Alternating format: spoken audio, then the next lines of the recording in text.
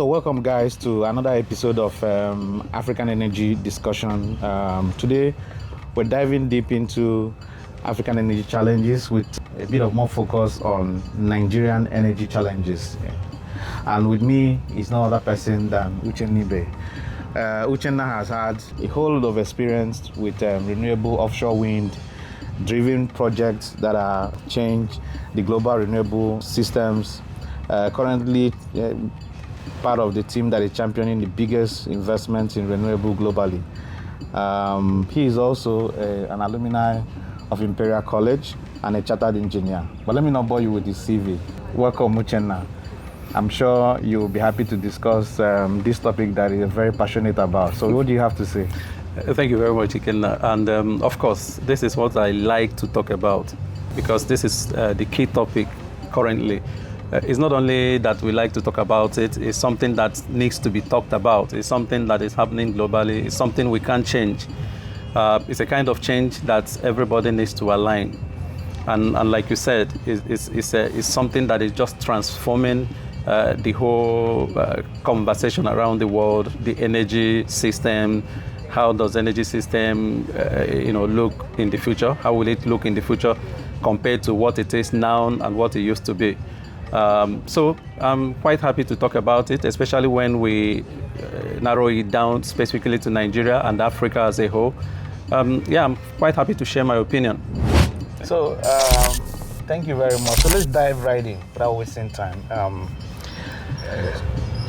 Changes in the global system. I mean, there have been challenges globally, talking from COVID, issues with Ukraine and Russia, that have changed, would I say, change the priorities in energy discussions from transition to energy access and energy security.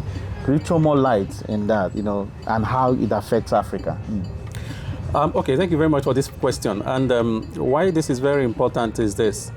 Before COVID or before the issue in Ukraine and everything, everybody were just talking about renewable transition. We talk about decarbonization and everything. I'm not saying they're not longer talking about those today. They're talking about them today. But if you follow the global energy conversation, you will realize that a kind of the tempo, they're talking, and the speed with which they are pursuing the transition thing is a bit of changing. I don't want to say they're slowing down, but I just want to say they're re-strategizing and finding some other things that are important. And one of those is energy security. Because the issue, a disruption that came with Ukraine and COVID has shown that the world needs to be a bit careful with the rate of transition. And what it means is that our traditional energy sources and energy system coming from hydrocarbon and fossil fuel is still very much important today. And the energy demand globally is increasing. Some of this demand is coming from renewables, no doubt. But the thing is, as at today, the whole demand that we need to power the global economy, renewable cannot give you that as at today.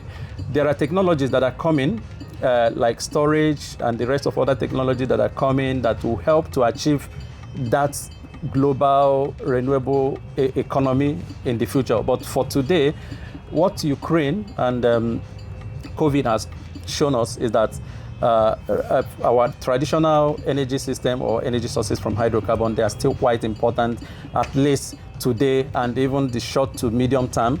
But that's not saying the investment in renewables and bringing other sources is not important. They are equally very important, which is actually where I work, which is actually where I belong. But I'm just, being realistic, what is possible. So Ukraine and COVID, they've shown us that energy security is equally important. Energy access is equally important. If you look at a continent like Africa, for example, where over 600 million people don't have access to electricity, for example. This demand cannot be met today by just renewable. We need the traditional energy sources.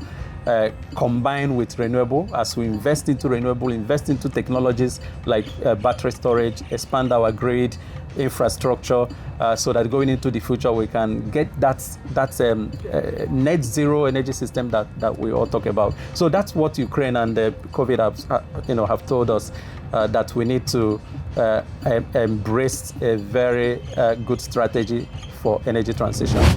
Oh, fantastic! You see,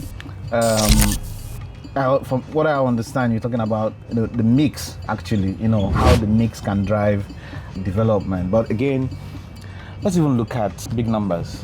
Recently, Nigeria, in the rural education project, which is driving the renewable in Nigeria area, have touted so much about the 1.6 billion investment, coming into the system.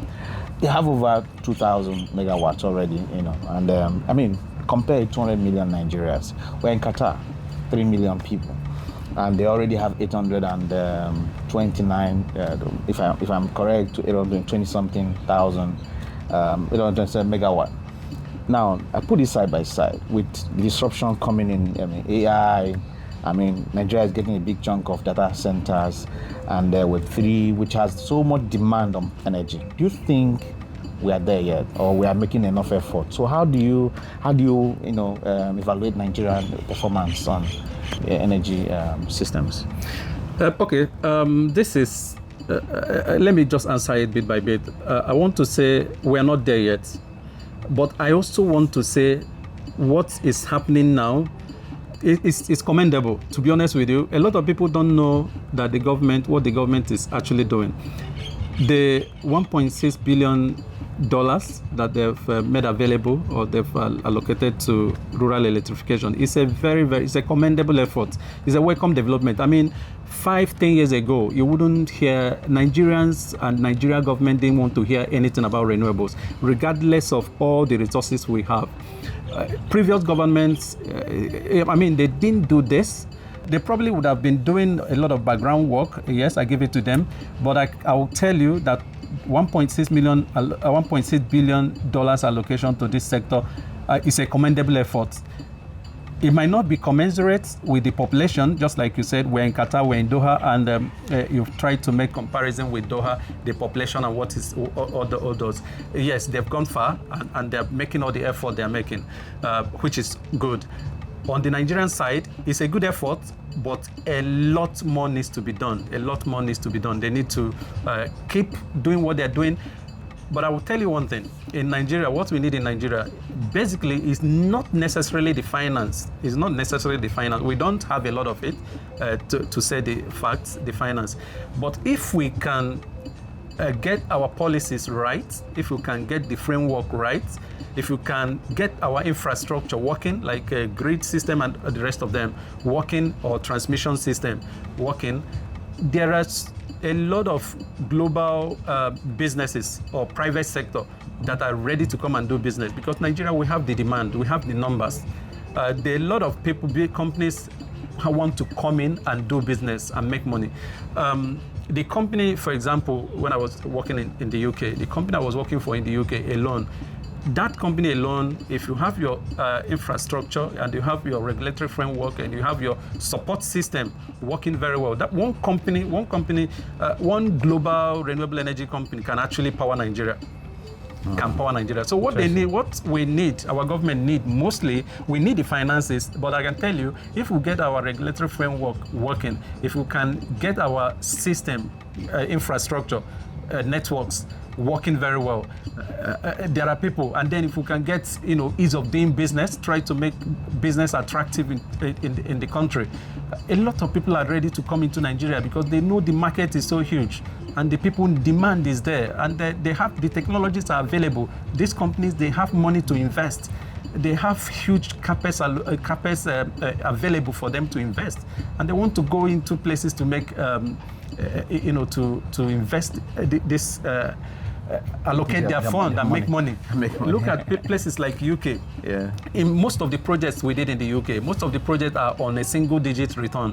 But they rush there. These companies go there to do business because it's predictable. It's guaranteed. It's guaranteed. It's predictable. Okay. The government, I mean, you're putting your investment, because don't forget, this investment is something you make over 25 years, long-term commitment, and they are sure invest politically, everything is protected. So these are the things, and then the regulatory environment is predictable. So these are the things we need to get right. Once we get that right, we've done a lot in de-risking investment for private sector, and then private sector from local private participants and global international participants will come in and help us solve our problem. Okay, I mean, I'll come to that about policies, but let's talk about something very important that, a lot of people don't understand how we can, because, talking about renewable, people just think you just put solar panel on your roof and that solves the problem. But I mean, on this commercial scale, so much has been said about mini grids, and I'm sure a lot of people don't understand what mini grids is. So can you throw more light? Is it some sort of power plant somewhere? Because of course, RIA has made so much noise about investment in mini grids, and that has been disrupting the whole energy systems and making things more productive. Can you throw more light on what is actually a mini grid, and how do you actually use it to evacuate this power, and how the metering system or the finances commercial is reward comes back to the investors? Okay, yeah, mini grid, as the word goes, is just plant you just set up to serve a particular rural location or a particular cluster of demand. That's what it means. It means it doesn't necessarily have to go to the high voltage transmission system, and it's a game changer. And why it's very, very important is this: we've always known that one of the solutions of the energy, one of the solutions to our power system in Nigeria, for example, is decentralization. A situation where the whole nation is based on one central transmission system, it doesn't work. And we've seen it a lot in various instances of grid collapse and the rest of them. Yeah. Our grid system infrastructure is very much obsolete, needs a lot of upgrade. So why that is happening, or why that is yet to happen, I mean the upgrading of our grid, the mini grid approach, or the mini grid strategy, is a game changer. Is something that we should really embrace, and I'm happy they are embracing it. And what it means is that different rural locations can then have plants built for them to supply their demand. It helps to empower the local communities. It helps to bring about a lot of economic activities in the local communities. And don't forget, even if our grid system were to be working, the grid coverage in Nigeria, the grid network does not really cover every location in Nigeria. Yeah. Especially rural. Or especially the rural locations. So some of these rural off-grid places are supposed to be served by using a mini grid system. You can't just local plants you build for them. In some cases, they can actually build new distribution system for this grid. In some other most cases, they use existing distribution system. For example, if I go to Enugu, for example, if you go to Enugu now, where you have the Enugu Disco there, you can structure a deal with them to set up a mini grid, use their infrastructure to distribute it. You can structure, they can actually be part of the investors in the plant. They can also, their own stake might just be to to distribute the power you do. But what is very important there, what is the key thing there is that plant is built in that locality in Enugu for the use of that locality in Enugu, and not a situation where you're generating power in Anambra State and it's going to Lagos through the national grid and everything. Fantastic. So mini grid decentralization is good. Even in places like UK, where you have systems that are working, you have the network system that is working, they still also do community systems, community energy system, mini grids, off-grid that really serve a lot of different locations. Interesting. Like I said, today we may not do much on policies, because I know it's a very, Nigeria is still emerging with regards to policy. They are changing a couple of things with regards to policies, has to do with energy and making the sector more investment friendly. But again, let's even talk about something that has been on the table and argument. People have arguably said that this is one of the hottest topics, right? Gas as our transition fuel. A lot of people argue that it's not transition fuel, but people believe that, oh, listen, we shouldn't be talking about this renewable a lot. Why don't we use what is we have in abundance to drive transition and see where it gets us, develop with it, and before we start talking about renewable. What is your take in it? Do we just focus on gas to drive our productivity, or do you still believe there is a balance somewhere mix, while we should also be part of the global discussion on renewable? What's your take in that? The whole going forward, my suggestion is bring every resources. We need all these resources. It's a balanced, optimized energy mix. That's what we need. Energy mix that is optimized.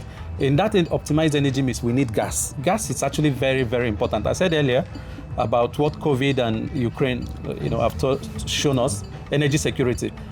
Currently, today, you can't talk about energy security that, clean energy security, sustainable energy that is secure and clean without mentioning gas. So gas is very, very important. You need to bring in gas into the mix. It's part of the mix.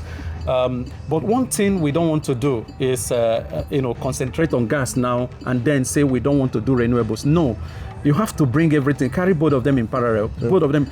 Actually, in some markets right now, the kind of government policies kind of incentivize hybrid kind of system, gas renewable system, where gas, both of them have their different functions. Gas can come in anytime you want it, base load.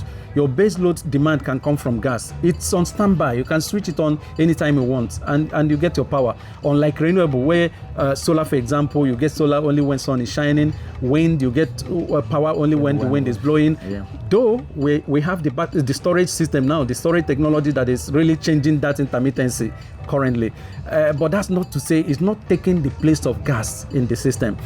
Gas is a significant part of the energy system today, in the short term, medium term, and even in the future. Because like I said, gas has its advantages. It has its functions in the mix. Apart from supplying the power, there are also uses, things you can use them to balance the grid. Because the grid network I mentioned before, when the intermittency from renewables, it affects the grid system. The grid has to be formidable enough to carry these sudden changes in fluctuations in frequency, in demand and supply fluctuation. But when you have gas will always come in to help this. It gives you a guarantee. Energy storage is helping to take care of this as well. So to answer your question, gas is very, very important. We should concentrate on gas.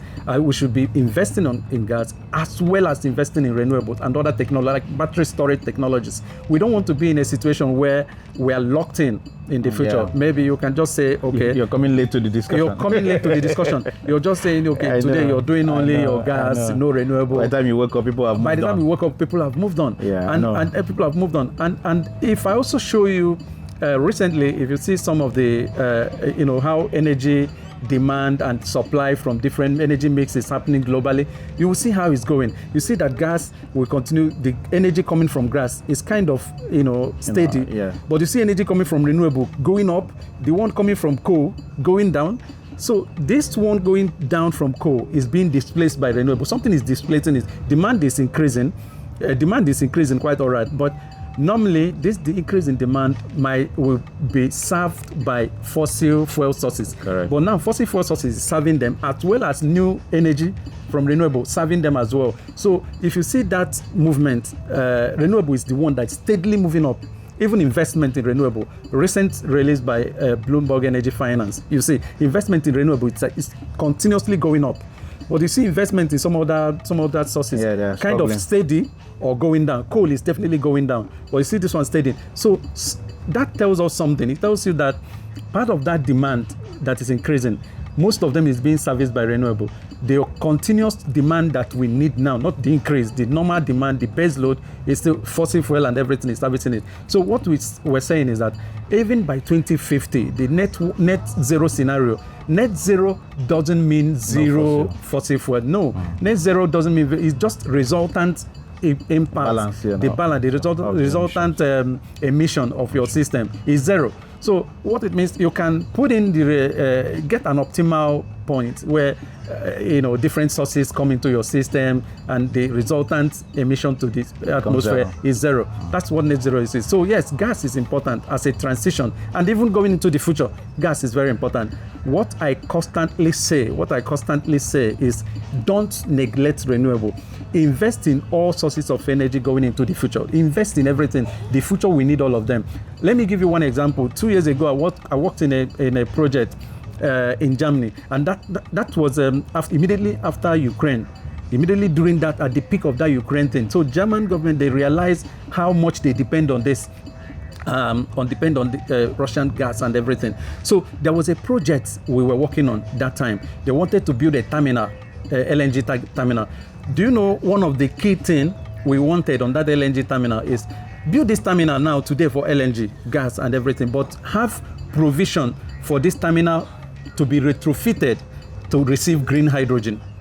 What does that tell you? They don't want to be locked in. We specify that terminal in a way that it will be easy for this to be changed to a green hydrogen terminal. Should that be the source tomorrow? Should that be the case? So that's what they're saying. You don't want to be locked in the future. So now in Nigeria or in Africa in general, we have our gas. We should be exploring our resources. We should also be investing into new energies.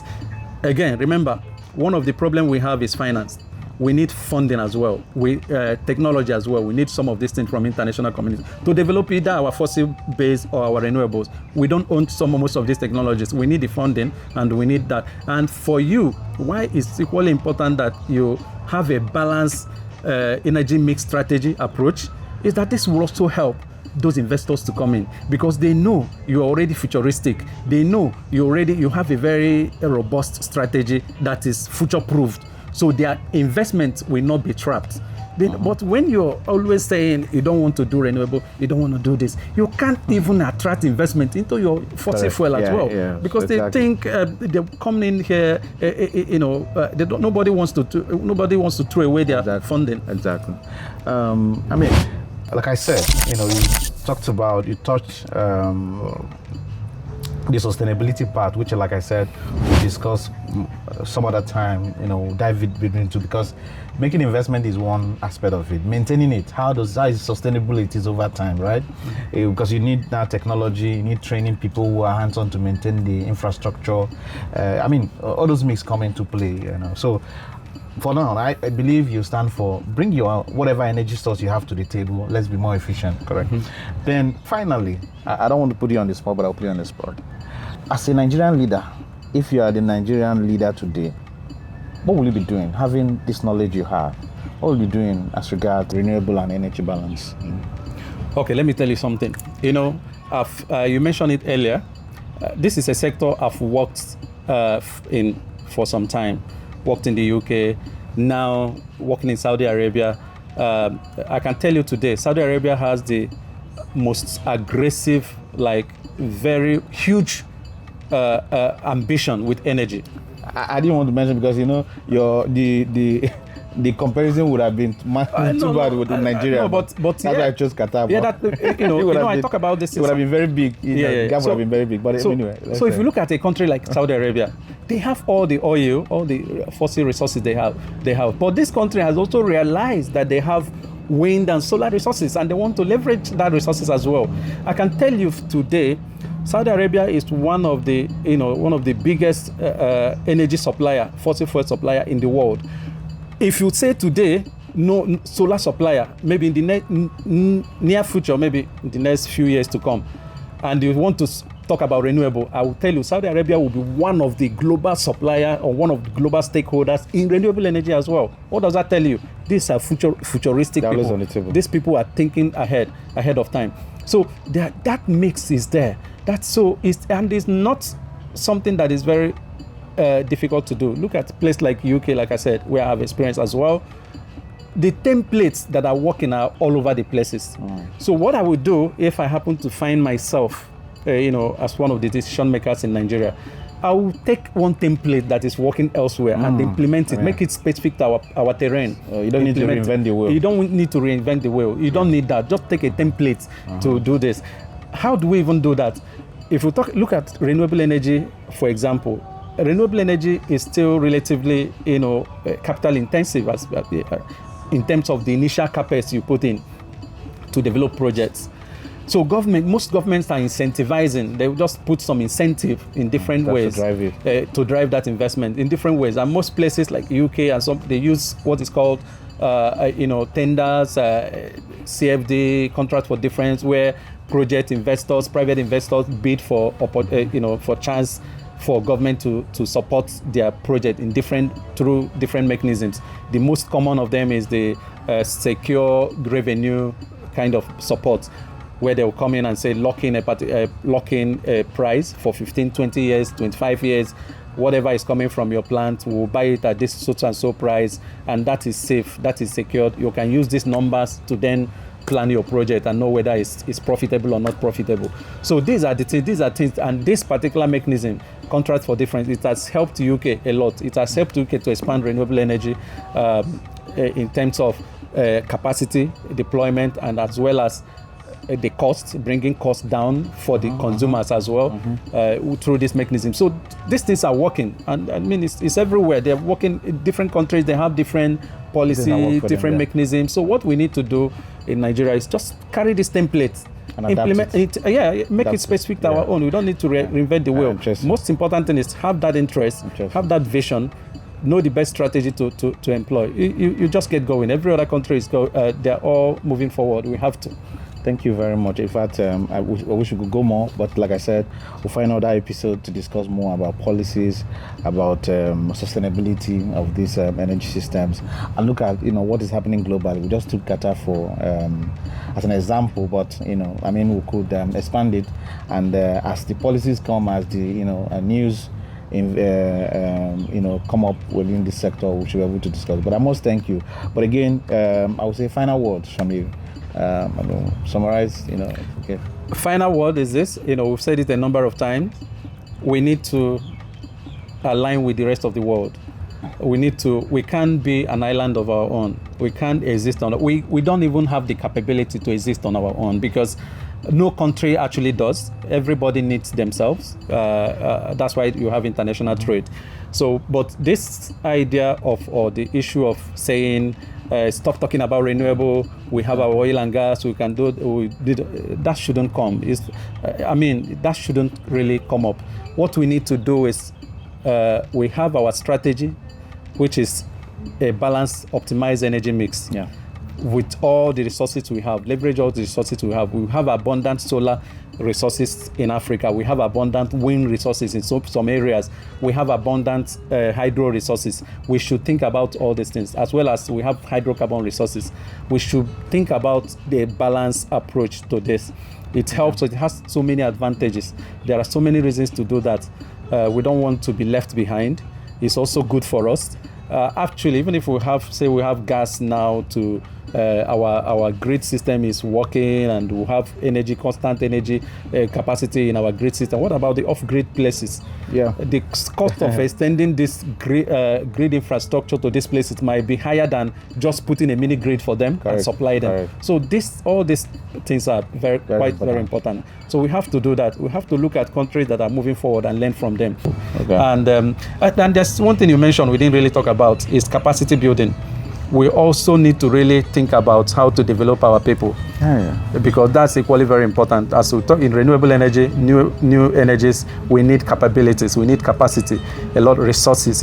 People develop the people. The workers, the employees, the innovators of the future. A lot of countries are doing that now, and I talked about support mechanism. Sometimes when they design this, they put in local content requirements where you train their people, transfer that knowledge. These are the things we'll be looking at. Put something in place, attract some of these big players, make them train our people, pass this knowledge. We don't want to be in a situation where we've been in oil and gas for so many years now. But now, we have capable hands, we have capable hands and everything. But there are so many technologies that we don't own. We don't. Okay, I well, want to participate in all those things. we like I said, we'll dive deep into sustainability. Part of sustainability is how to keep it running. You've made investment over time. How do you keep it running? So, I mean, it's another day for another. But I must thank you, Uchenna, for coming on the show. And I appreciate we'll talk about this more often. Cheers, my man. Yeah. Thank you very much.